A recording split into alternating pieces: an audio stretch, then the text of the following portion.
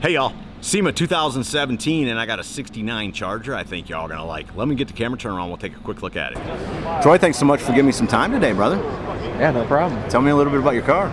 It's a 1969 Dodge Charger for a customer named Vic Braulio.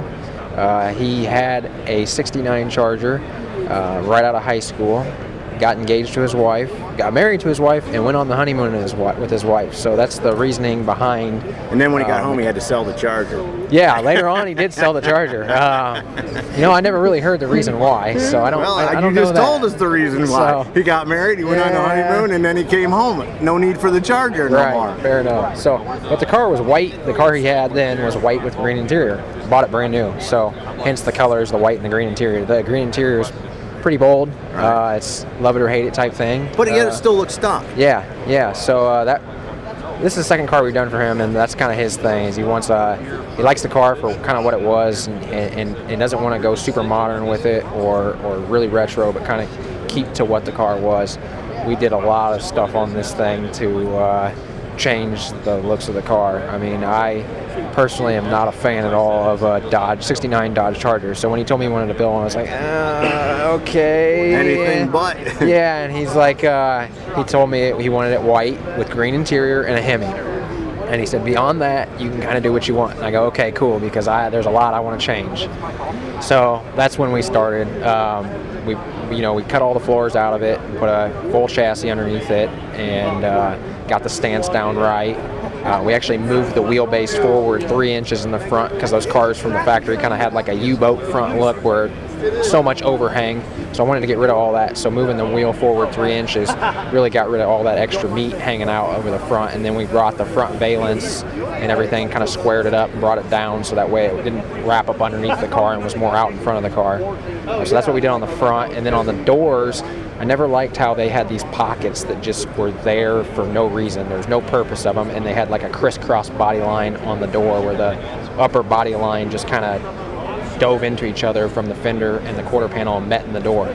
So I wanted to straighten all that stuff out. So we built new skins to kind of clean up the lines. And then in the back of the car, we just lowered the rear of the quarters down about 2 inches to get rid of the gas tank and all the mechanicals of the car that would hang low. Now all that stuff's kind of tucked up underneath. And then in the back, we just built a kind of clean rear valence. And then front and rear of the car, we built bumpers out of aluminum, tucked them real tight to the car.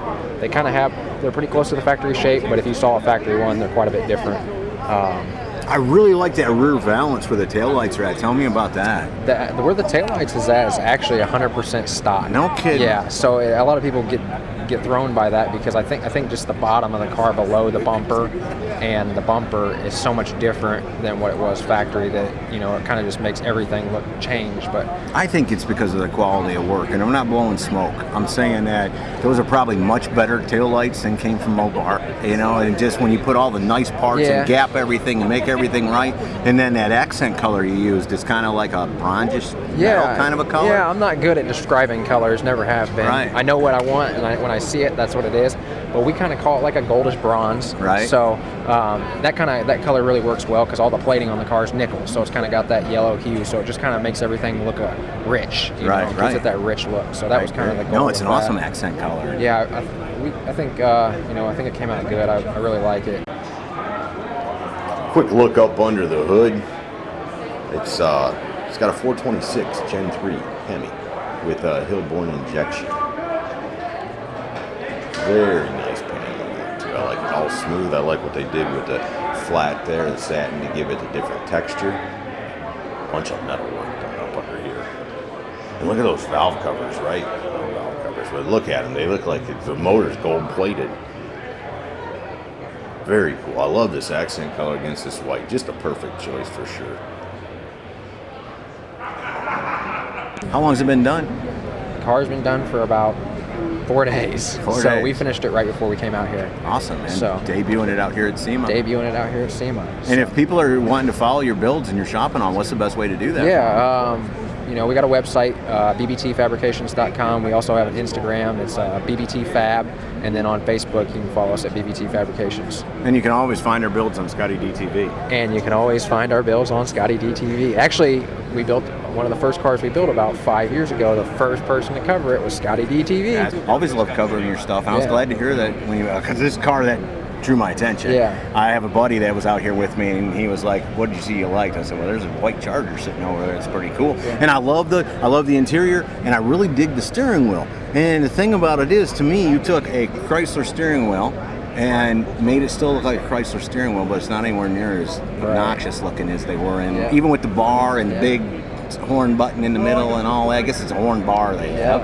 But no, I really like what we you built did. that whole center section of that steering wheel from steel and then wrapped it with leather to kind of refine what the factory had done, just make it look, you know, refined and clean and nice and tight. I think that's what you did throughout the whole car. You just cleaned everything up. If you're not a MOPAR fan, you're not going to spot the changes that you made. You're just going to say, boy, that's just a good-looking Charger. Yeah, exactly. I mean, if you don't know that car, you're not going to know how much we've done to it. Now, if you're a MOPAR guy, you're going to pick up on everything. Yeah. Because we kind of took some of the iconic stuff from a Charger away from it. That's not going to make them happy. I'll just let you know. You know what? We did that Pontiac, and we took a lot of iconic stuff away from it, and it didn't make a lot of people happy either. But you know, then you have the opposite side of that, and you have the people that just love it. So I mean, you know, we built it for the customer, and we built our style of car the way we think it should be built. And if you don't like it, then you know it's not for you. Stick around. We got another one coming. Yeah, exactly. Right? Someone else will love it. There's some, you know, that's the nice thing about this is that there's something for everybody, and there's also, you know, something that everybody hates. That's so right. you know, it's what makes the world go round. Well, brother, I think you nailed it on this one. Keep building cool. Yeah, thank you. Appreciate it. Thank you. Thanks Have a good for the day. coverage. Sure. So there you go, from the SEMA Show 2017, a 1969 Dodge Charger from BBT Fabrication. Hope you all enjoyed it. Hey y'all, make sure you subscribe to this channel and visit ScottieDTV.com for an easy way to search the hundreds of videos I have posted. Either click the link in the description or the one at the end of this video.